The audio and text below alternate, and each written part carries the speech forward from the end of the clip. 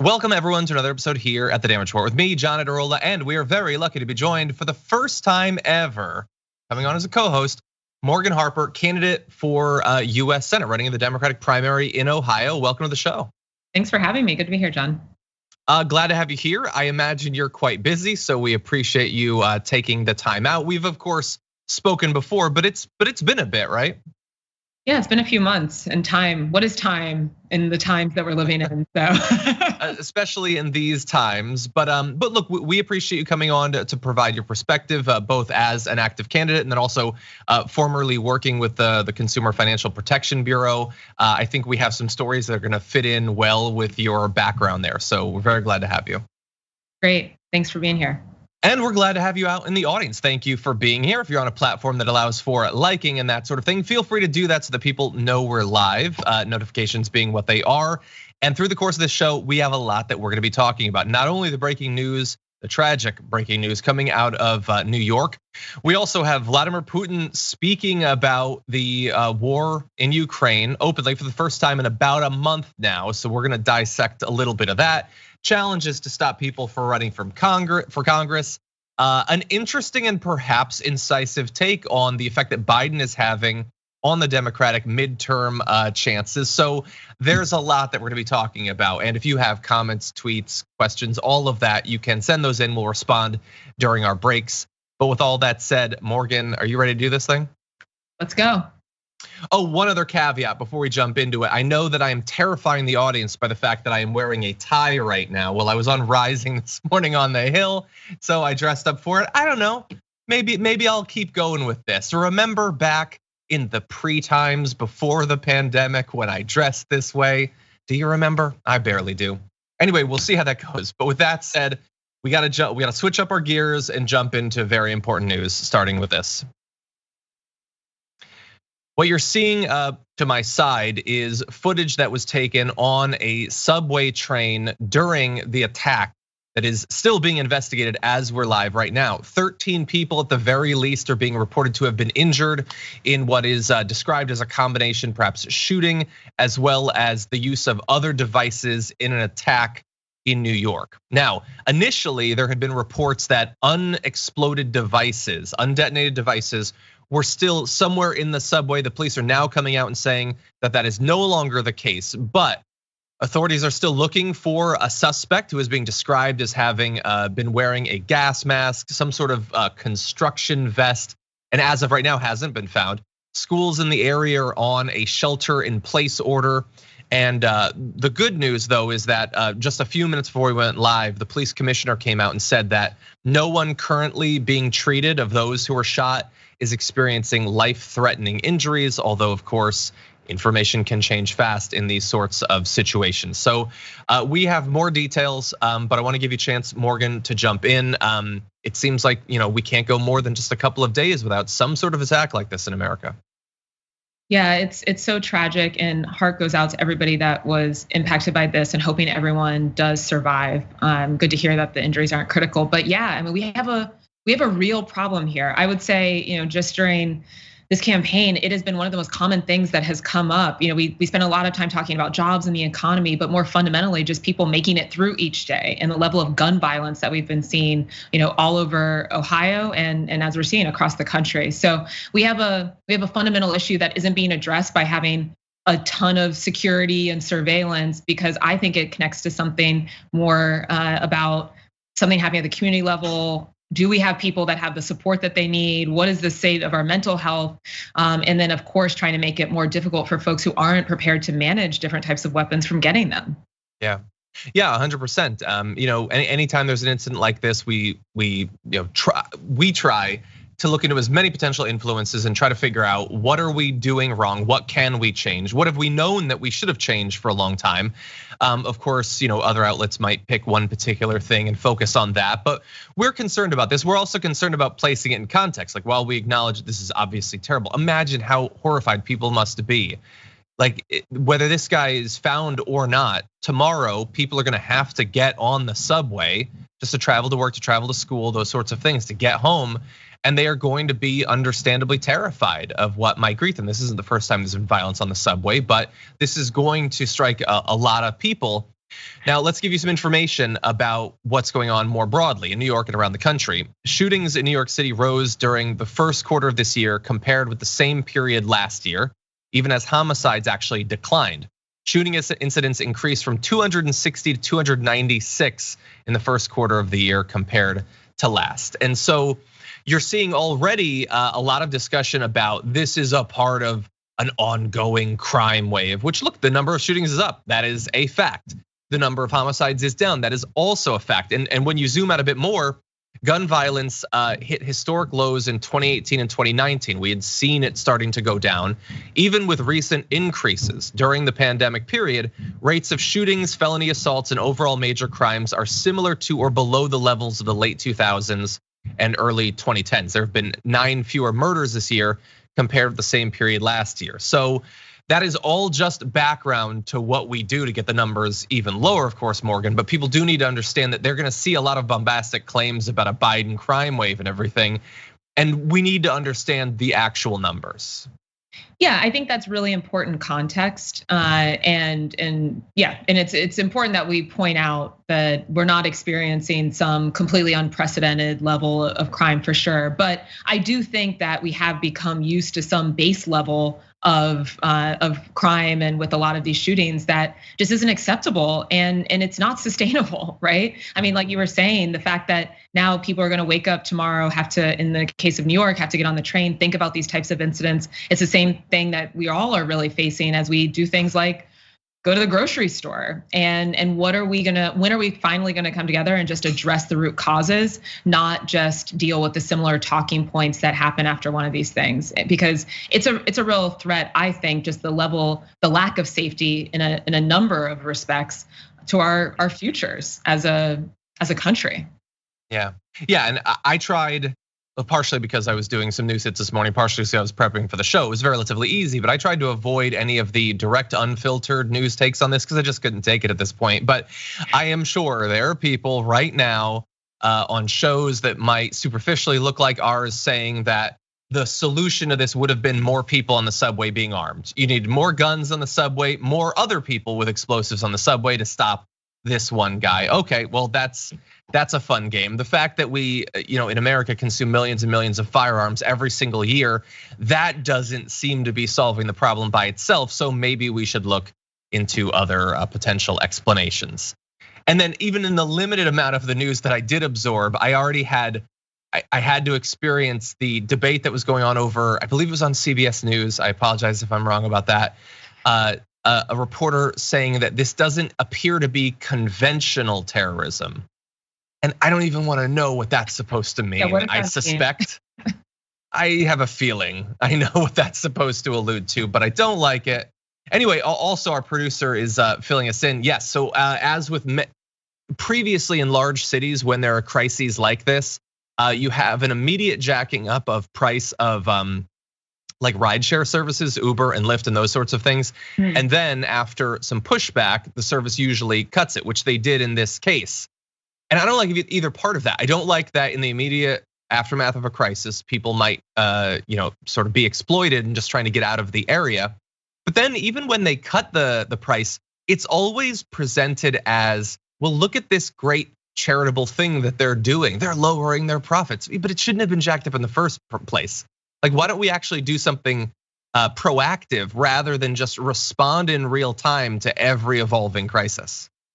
Yeah, exactly. And this is, I mean, just touching on the Uber, which don't even get me started on the gig economy and a lot of these companies and just how they have used their market dominance to take advantage of people and prices and kill the taxi market and all of that. But no, I mean, the danger here too is that it continues to push people further into the cocoon mentality that, I don't want to be using public transportation. I don't want to be out there. I'm just going to double down on my own personal safety and this individualistic approach. And that also leads to much bigger issues. So I do think this is a time when we need leaders that, are not going to feed into the frenzy and really start to move us to come together and think about solutions that are, again, going to get at the root causes of what this is all about. Because I'm going to say it again and again. We cannot keep living like this. This is crazy. Yeah, and if we do not do anything, we will continue to live like this. That is indisputable at this point.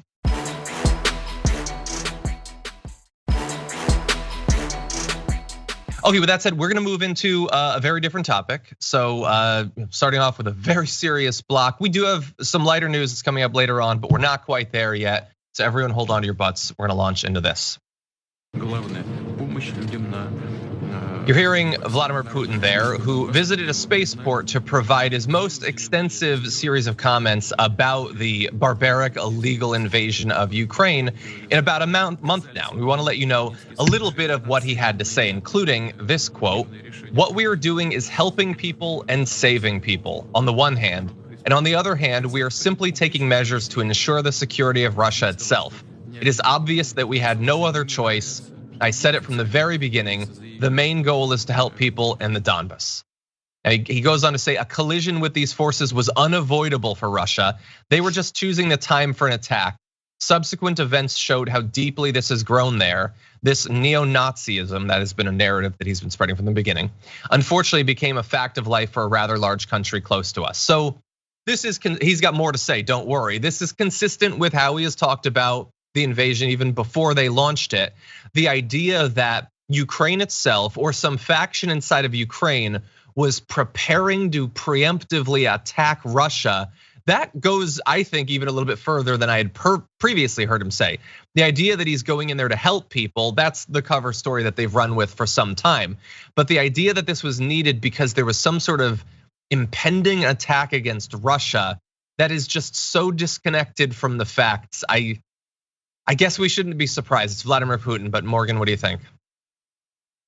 Yeah, I mean, he has no limits to the lies, to the propaganda, and no limits to the type of pain and death that he's willing to inflict on the Ukrainian people, and really, I'm guessing anyone, based on what we're seeing. And so, yeah, it's a really, really scary time. I mean, especially with their nuclear capabilities, and we have to continue just day by day to look at how are we going to be able to effectively manage this to protect Ukrainians and then also our global, our national security. It's scary.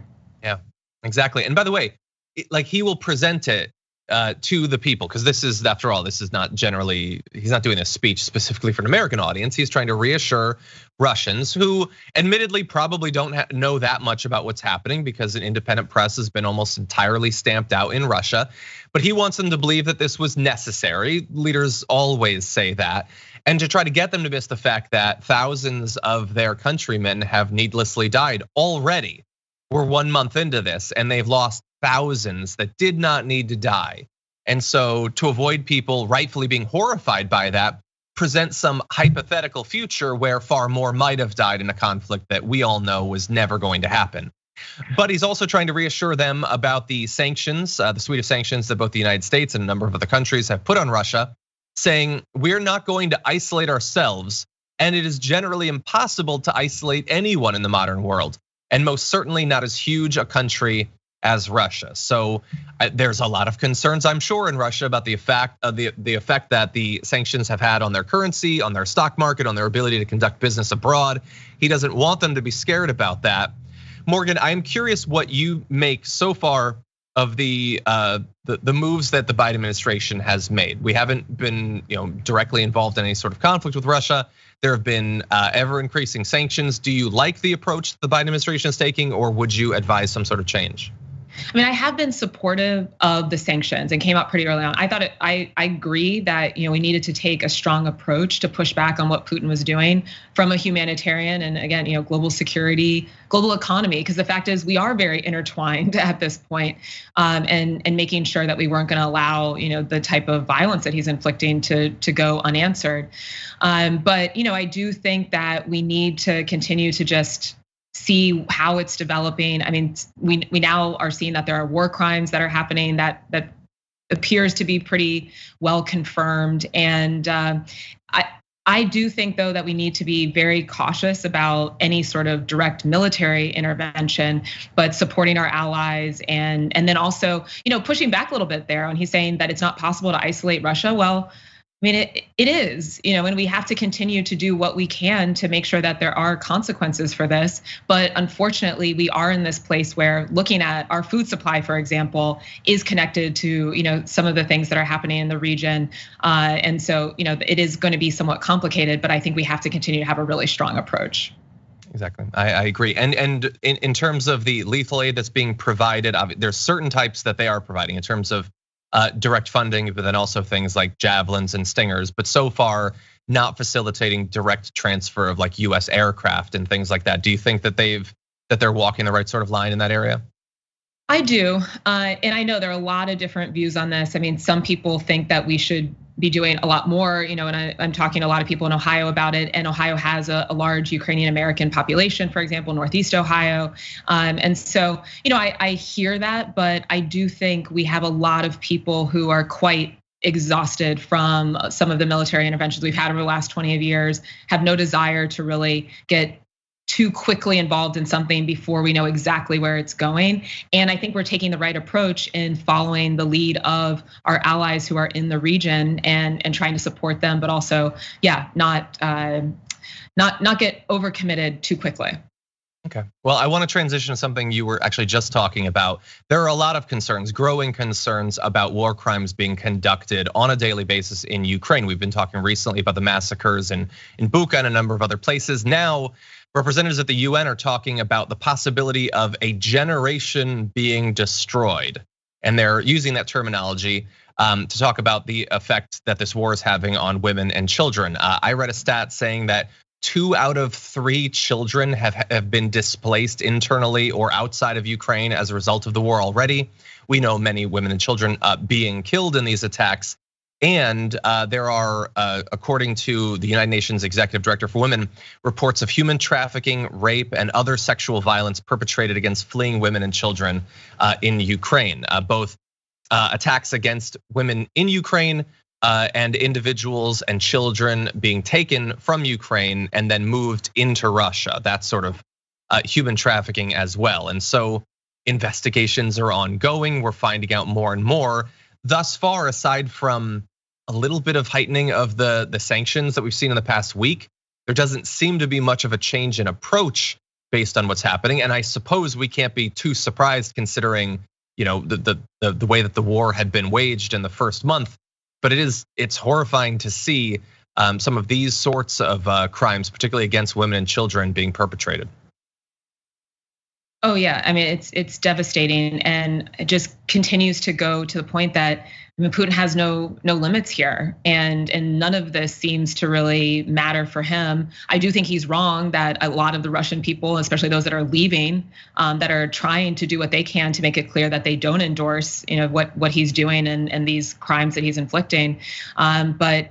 It's a really tricky situation just given the nuclear factor, and that we have to take it on a day-by-day basis. And it does seem like the Ukrainian president continues to emphasize that he wants to pursue diplomatic solutions here. And as long as that's the case, then for sure we should be doing what we can there. But in the meantime, there's going to be a lot of people that are harmed. These type of harms are irreparable. Just yesterday, I was actually meeting with a group of refugees from a different region, but who have settled in Ohio, and elders that it's clear have never recovered from some of the things that they had seen in refugee camps and gone through, and that abuse continues. And so, it's really unfortunate and tragic what he's doing just for his own power. Yeah, and with that, you were mentioning the nuclear issue. We now move into other sorts of weapons of mass destruction. We have to tread carefully, of course, because this is one of the areas that is most difficult to know for sure what is happening. But the Pentagon is saying that they're monitoring social media reports claiming that Russian forces deployed chemical weapons in their ongoing terrible siege of Mariupol. We were told just yesterday by the president of Ukraine that at least 10,000 people had died just in that city alone. Well, and bear in mind, the original report, which was made on Telegram, apparently came from the Azov Regiment, one of the most analyzed components of this, of course.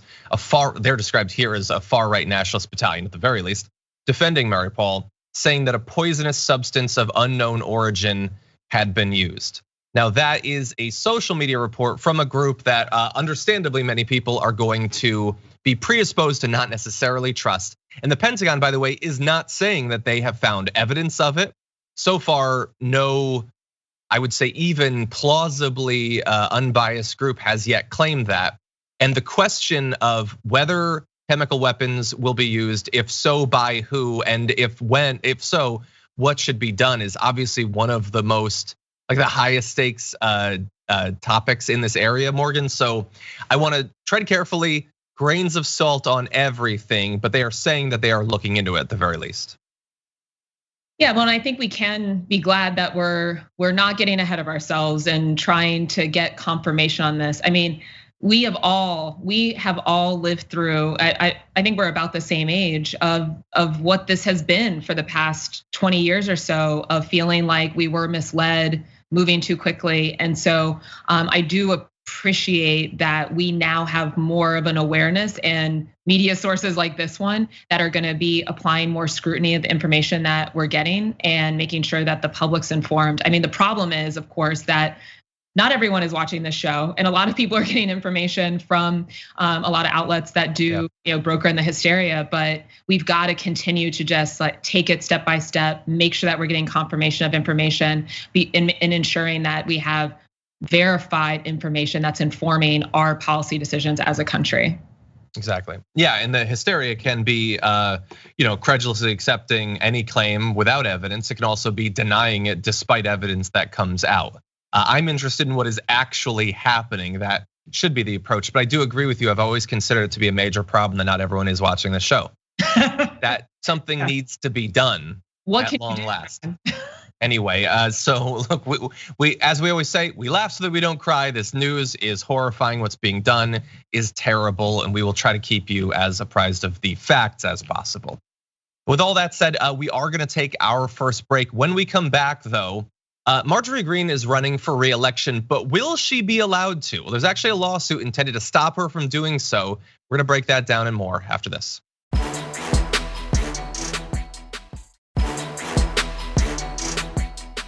Welcome back to the show, everyone. We are, if you are just joining us, very lucky to be joined by candidate for the US Senate for Ohio, Morgan Harper. Morgan, thank you again for joining us. Thanks for having me. Good to be here. We're glad to have you here. We're hoping that once you're representing your state as a senator, we can occasionally check in on the news with you as well. We look forward to that. It'll be a top priority. Thank you. It should be. Don't let anyone else know that. They'll consider you unserious. Anyway, so with that said, apologies. We got some big news to get to, but I do have to warn you, a bit of a trigger warning on the video, which we'll now see. Trying to take away my district's right to vote for me. Well, I have to tell you, their lawsuit is such a scam. It is so ridiculous. I mean, it's obvious they've never read the Constitution before. We're gonna beat them, and we're gonna come back, and not only are we gonna be on defense right now and win, but we're coming back and we'll be going on offense. So that is Marjorie Greene at a rally talking about the fact that there is a lawsuit attempting to stop her re-election bid. She is, of course, technically a congresswoman right now in some ways, and she would like to be reelected in 2022. But some are saying that because she provided support to the insurrection, she should be barred from doing so. And importantly, a federal judge appears to have hinted at the very least, that legal challenge will continue. I want to give you some of the details. The lawsuit was launched by Free Speech for People, representatives of which have previously appeared on the show, filed last month on behalf of Georgia voters. It argues that her re-election bid violates the 14th Amendment, which prohibits those who have, quote, engaged in insurrection or rebellion from serving in Congress. It asks Brad Raffensperger, the Georgia Secretary of State, to determine Greene's eligibility in accordance with Georgia law. Now, interestingly, for context, Raffensperger was one of the Republicans who did not seem willing to play ball with the efforts to overturn the results of the 2020 election. As a result of that, he received death threats against himself and his wife. And about a year after that, he began to play ball and start to talk about his belief in the big lie and everything. So bear all of that in mind, and we'll give you some more details on Greene specifically. But Morgan, I want to go to you. This effort to stop Marjorie Greene as well as Madison Cawthorn specifically for running for re-election, what do you think about the argument that's being made here? I kind of love this argument. I mean, I don't know so much of the legal perspective, but just, I mean, the idea that some accountability here is like these people have no reason to be serving in Congress. If you can find a legal hook for making that case, well, I applaud you. Let's get rid of them. This is ridiculous. And yeah, I mean, on Rafflesberger, yeah, it's not a great time to be in the GOP, is it? Because your party has become about nothing but trying to make a mockery of our democracy. So find a new path because the GOP ain't it. Exactly, yeah. Like he did the thing that you have to do if you want to stay in the Republican Party. You have to accept whatever it is that they threw at you. But we're talking about people who are threatening to murder him and his wife. Shouldn't that be a line that you can't cross? Just as a human, I'm not even talking about as a political being. But no, like they don't have those lines. No, the lines are gone. I mean, this is something I'm saying all the time, and I think it makes people uncomfortable a little bit because to accept that there are no lines means that then we too need to be considering other approaches, right? It's like these are not normal times. We need to have a more aggressive stance that we're taking to not only protect our democracy, but to make sure that it's actually working for us, right? And it's not gonna happen by just continuing to wait for them to wake up and get better. They won't. They are just gonna go further and further and further down as far as they can and bring us all with them if possible. Well, let me give you some of the details that are going to play into this trial if it does end up happening. And again, we are moving forward. The judge has hinted they will allow it, but we're going to give you the details. Evidence includes a video of Greene criticizing the peaceful transfer of presidential power ahead of the riot. The lawsuit also notes that Greene, who has described the January 6 defendants as political prisoners of war, suggested in October that the attack was justified by the Declaration of Independence. It also refers to her claim in 2019 that House Speaker Nancy Pelosi will, quote, suffer death or she'll be in prison for treason. So this is all obviously disgusting, whether it rises to the level of blocking her from running for Congress. It's disgusting, nasty stuff. But bear in mind, the same group filed a similar lawsuit against, as I alluded to earlier, Representative Madison Cawthorn of North Carolina. The two lawsuits currently have had different paths. On Friday, US District Judge Amy Totenberg hinted she would allow the case against Greene to continue when she said she had significant questions and concerns about a North Carolina judge blocking the lawsuit against Cawthorn. So different cases with different judges ruling on them, and thus far different outcomes. And in particular for the North Carolina ruling, that is currently being appealed. So that is not done either. It cited a post-Civil War law that allowed some Confederates to serve in Congress. Totenberg, the Greene judge, said that the law wasn't meant to apply to future insurrectionists. So legally, if we could divorce ourselves of concerns about the actual stakes here, that this was an insurrection that resulted in people dying and it might well be a prelude to future political violence, that is an interesting legal knot that they're gonna have to pick out there, Morgan. Yeah, for sure. And I mean, this is why we have different districts, and then each district judge is able to make their interpretation of the law, and then it can continue to go up the system and reach the circuit level. And that's why, one of the good things about our system, also what we're seeing right now is the importance of judges and these judicial appointments, at the federal level, at the district level, at the appellate level, and at the Supreme Court, like we just saw. So especially with a lot of these attacks that are happening from the GOP, with the gerrymandering, with how some of these standards are going to be applied to the behavior of sitting elected officials, it's absolutely crucial that we have people that are in these positions on the bench that are going to be guided by the law and not just what their partisan views might be. 100%, totally agree. I'm gonna briefly give Representative Marjorie Greene a chance to react. She put up a 10+ tweet thread because remember, she's react, but tweets. It is by tweets. The thing is, remember when she was banned from Twitter? Sort of. Doesn't really seem like that's what happened in the end. But anyway, here we're gonna just read 9 and 10. I don't want to read all 10. So in 9, she says, the audacity of these nasty, arrogant elites looking down on the great people of Northwestern Georgia and attempting to control who Georgia 14 is allowed to vote for. Who exactly do you think you are that you can fly into town and lie in court so you can control the names allowed on our ballots? Bear in mind, she wanted the results of the entire election of Georgia to be thrown out. Specifically just when it affected Joe Biden. The fact that she was elected in that same race, that has never struck her as a weird inconsistency. That the vote was illegitimate on the portion of the ballot that had to do with Biden, but the portion where she was elected, that wasn't illegitimate. But she'd like the votes overturned. So don't you dare try to determine who the people of Northwestern Georgia can vote for.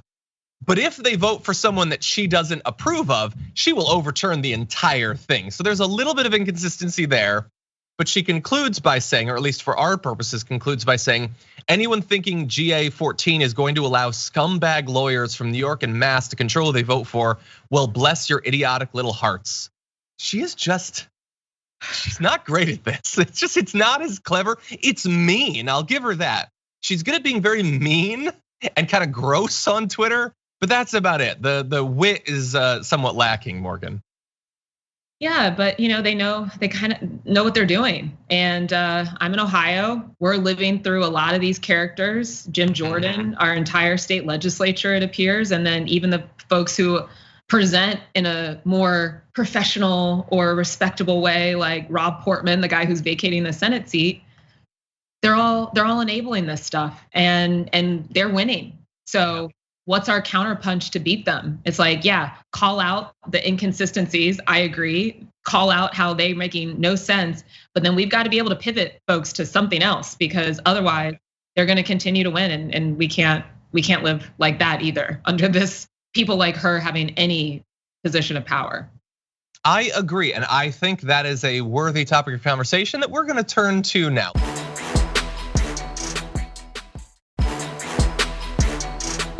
Let's talk about the state of the midterms and what can be done. Regrettably, the launching off point, not gonna be a great one, but I actually think that in this clip we're gonna show you of Kellyanne Conway, she makes a few potentially indisputable points. Let's take a look. Job approval rating overall, Maria, declining 20 points in just 1 year. He's in the 30s in his approval rating on crime, inflation, immigration, economy, which are among the top issues, particularly to independents and suburban women, where he's really declining. It's a big problem for the Democrats in the midterms. So I think Biden is doubly vexed here. Number one, people think that he's not listening, and number two, that he doesn't have a plan. He's failing on both heart and head, that he doesn't care, and that there's no plan to get us out of this. So Biden, heading into the summer and fall, is putting his party in a terrible position. Maria, the Republicans should have a monster fall, but they have to do two things. Number one is no prevent defense, get on the offense on all these issues, and number two, make Biden's problems Democrat problems, because the Democrats will lop them off if they have to.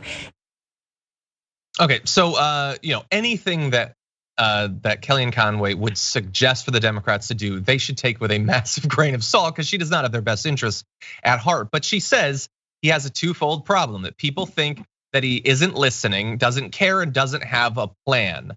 That sounds not totally dissimilar from the criticism I've been making of Joe Biden. We disagree on everything else, Kellyanne Conway and I. But Morgan, I'm curious what you think about her assessment of the effect that Biden is having on the midterms. You are a candidate right now. What do you think about the image, the effect that Biden is having on Democratic candidates' chances?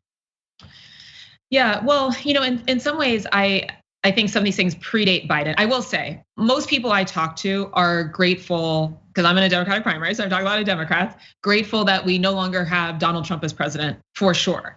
But yes, there is a ton of frustration, not just with Biden, but with Democrats generally, for not being more aggressive in this moment with the levels of inflation we're seeing, not feeling like we really have a handle on what we're gonna do to try to control it.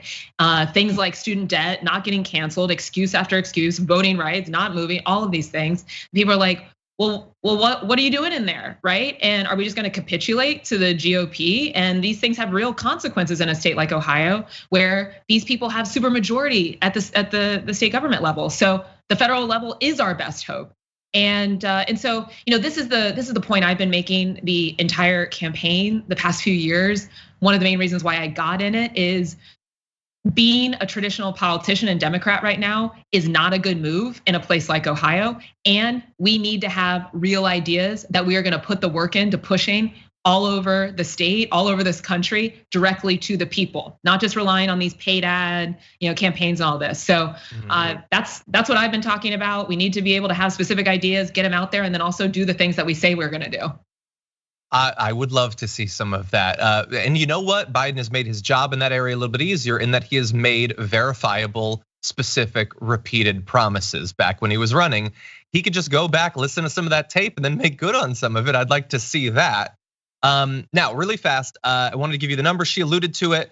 Joe Biden's approval rating decreased to 42% in early April compared to around 60% the year before. So that is a big jump. His approval rating did drop only, I guess, by 1% from March and February.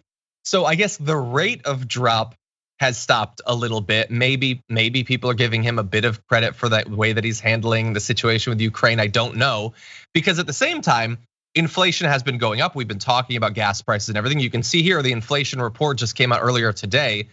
The March year-to-year price change was 8.5%, which is, let's just say, not great. We do have some good news in that area that we'll get to later on the show, but I think that this is a perfect time, Morgan, for Biden to do a few of the things he can do himself. He can't necessarily force the Senate to get something done in the next week, but specifically, we keep bringing up student loan debt. He made promises about cancellation. He could do that today. Yes. And every day he doesn't. It's a big problem. And you know what? What's so powerful also about the student loan debt issue is, yes, it was a promise that was made. A lot of young people focused on it, but this is a multi-generational issue.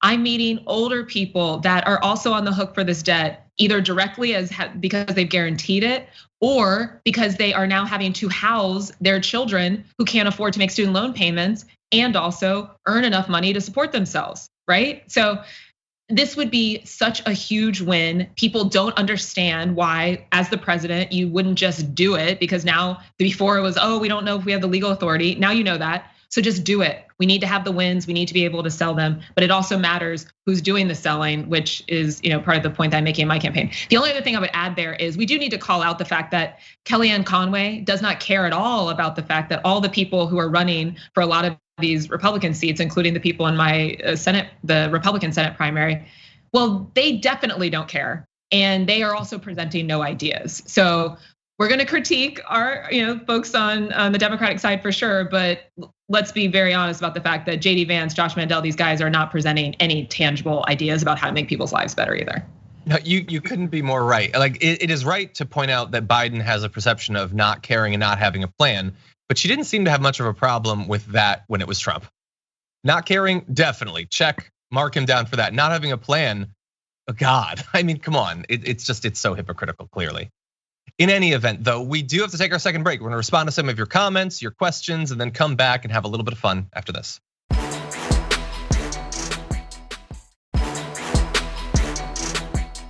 Okay, I love a good attempted backtracking by a grifter member of the media. Let's dive into one now, starting with this.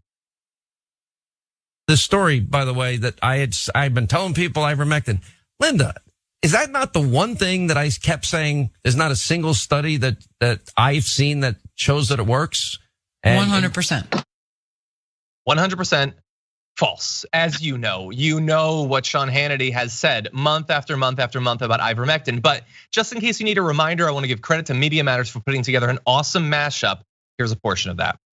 Ivermectin, as well as other proactive treatments and practices, were already helping COVID-19 patients all across the country. Therapeutics, hydroxychloroquine, ivermectin, Regeneron. When you talk about ivermectin and Regeneron and incredible therapeutics that are now being used to treat not just breakthrough cases, but all cases. That includes, yes, the monoclonal cocktail known as Regeneron, the Eli Lilly version of Regeneron, even, yes, hydroxychloroquine, ivermectin. And listen, this is my business, so I'm constantly reading.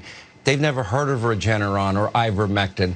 Ivermectin, hydroxychloroquine, that show that taken early, it can mitigate symptoms of COVID-19. There's no evidence that it works.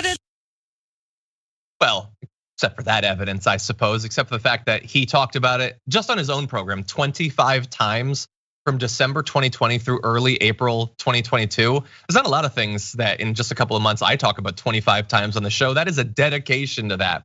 He repeatedly told his viewers that ivermectin was one of several incredible therapeutics. So he did not just mention it. He didn't just say this is a thing that some scientists are looking into.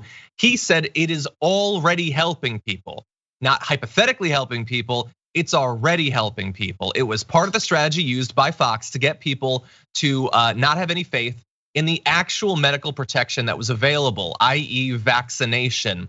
They were continually rolling out one alternative after another: hydroxychloroquine, ivermectin, colloidal silver, rubbing garlic in your armpits, anything to get people to think I don't have to get vaccinated.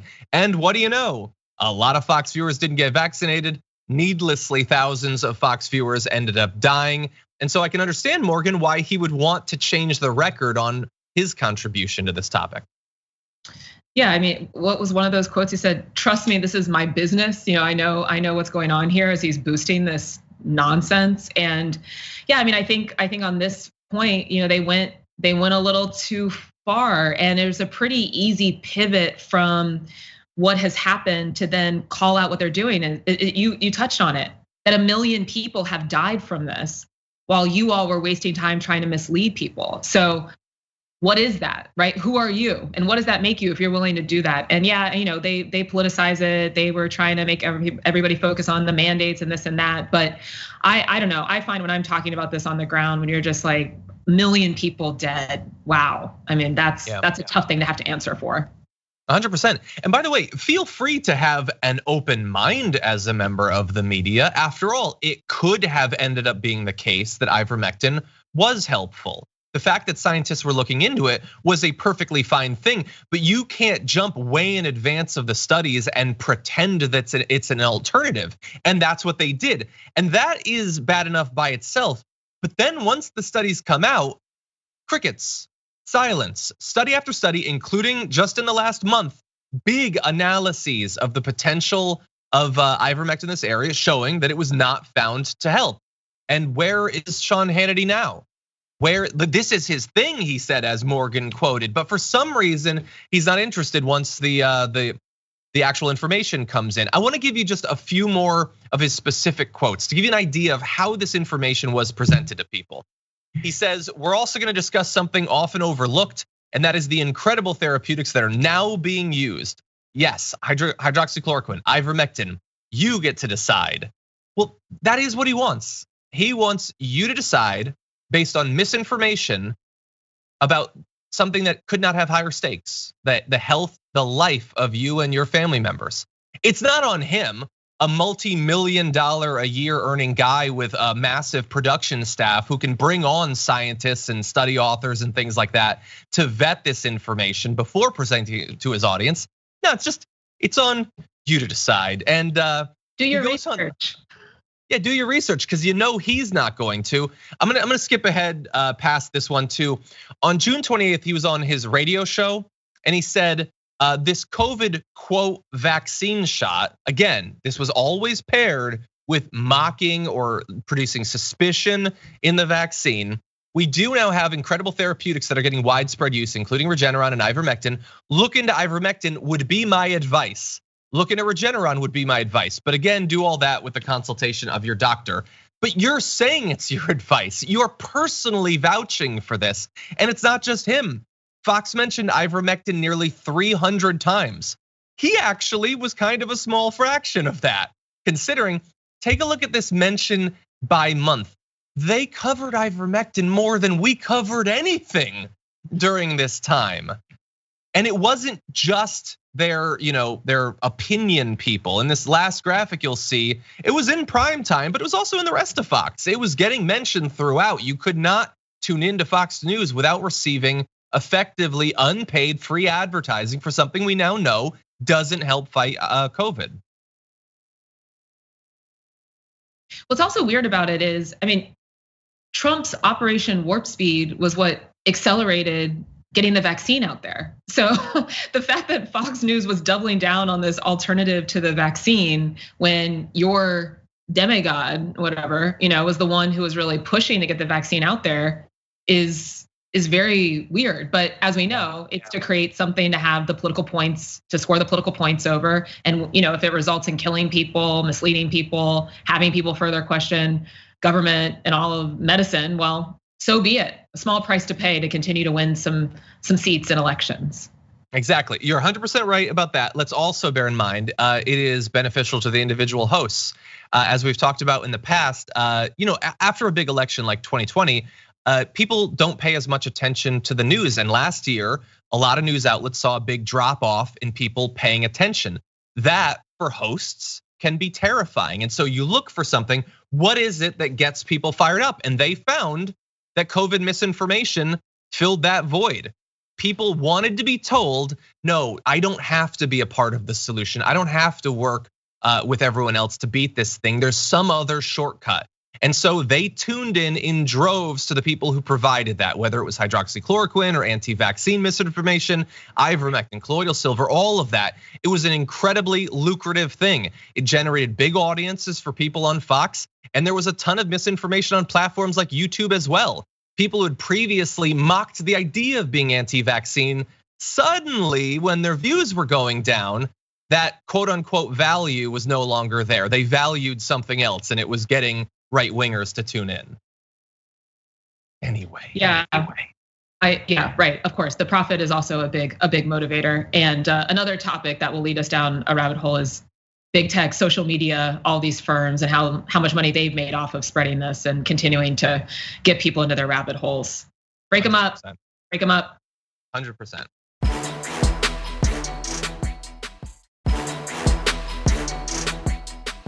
Okay, everybody, we've got time for just one more story in this first hour, so this is gonna be a fun one, quote unquote.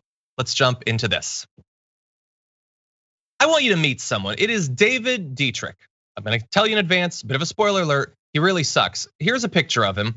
He was, until recently, and that's the good news, I suppose, the former chairman of the Hampton, Virginia Electoral Board. There's David Dietrich right there. So former chairman. That's the good news. Why? Well, it's because people discovered that he had gone on an incredibly racist rant, and a violent rant at that, targeting black members of the military. So we're gonna put up his rant and focus on a few little parts of it. He had said on Facebook back in February of 2021, again, this guy who has political power over an electoral board in Virginia. This situation with the United States military is getting more disgusting and dangerous by the day. So he gets mad at Lloyd Austin for wanting to ferret out white nationalists.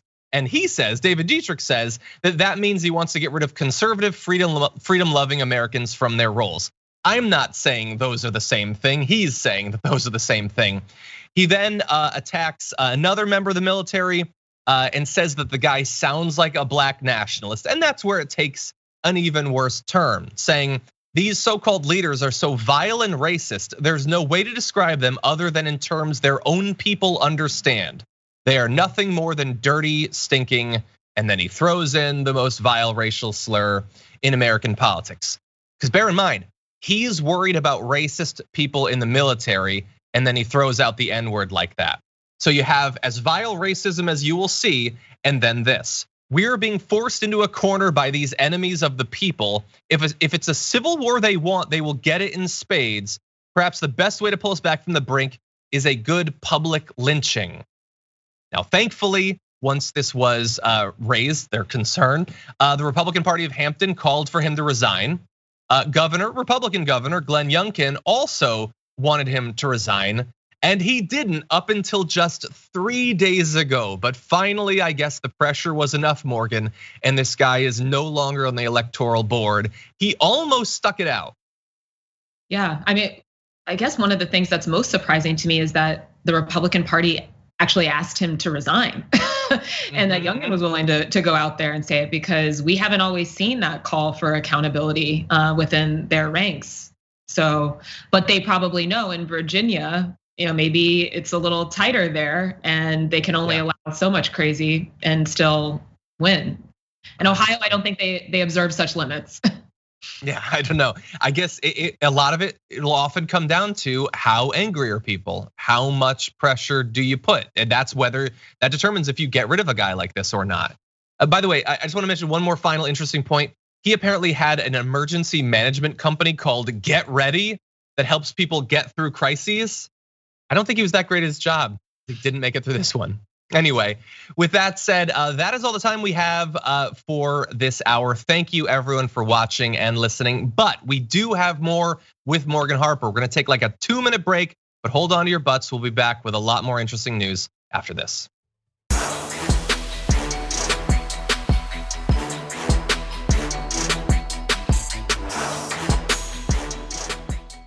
Thanks for listening to the full episode of The Damage Report. Support our work, listen ad-free, access members-only bonus content, and more by subscribing to Apple Podcasts at apple.co/TYT. I'm your host, John Adarola. I'll see you soon.